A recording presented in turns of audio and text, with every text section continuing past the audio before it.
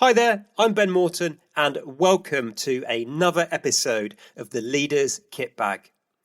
It's the weekly micro edition of my podcast. Each episode is just 6 minutes long and is designed to provide you with tips, tools and tactics around specific aspects of leadership and management. It addresses some of the most common challenges you will face as a leader or manager. They are all recorded unscripted whilst I'm out walking in the countryside, so you'll probably hear birds tweeting in the background or just ambient noise as the people around me are going about their day-to-day life. That's all I'm going to say by way of an introduction, so let's dive straight in to this week's episode. If you're ready to stop living the same year on repeat and start creating a life and career that you truly love, then today's episode of the Leaders Kit Bag is for you.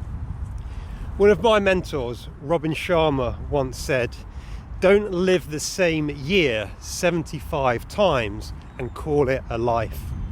Well, today's episode of the Leaders Kit Bag is designed to prevent that situation. So, to today's episode of the Leaders Kit Bag, which is designed to help you create this life and career that you love. In order to do this, I've got 4 simple questions that I want you to think about and reflect on deeply. And I encourage you to do this with intentionality and very actively. And all I mean by that is block out 30 to 40 minutes in your diary at a time when you know you're not going to be distracted. Do all you can to block out those distractions, turn off all your notifications, and then grab a nice pad or journal and pen and write down your thoughts, answers and insights based on the 4 questions I'm going to share with you right now.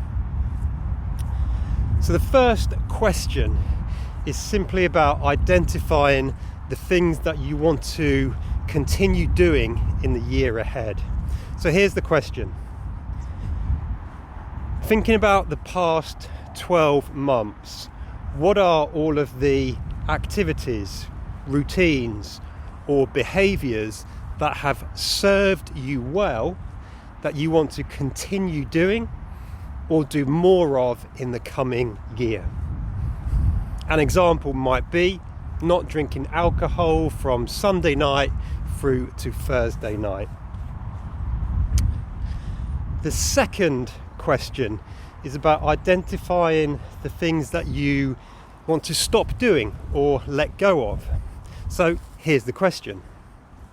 Thinking about the past 12 months, what are all of the behaviours, routines, habits or activities that haven't served you well that you want to let go of?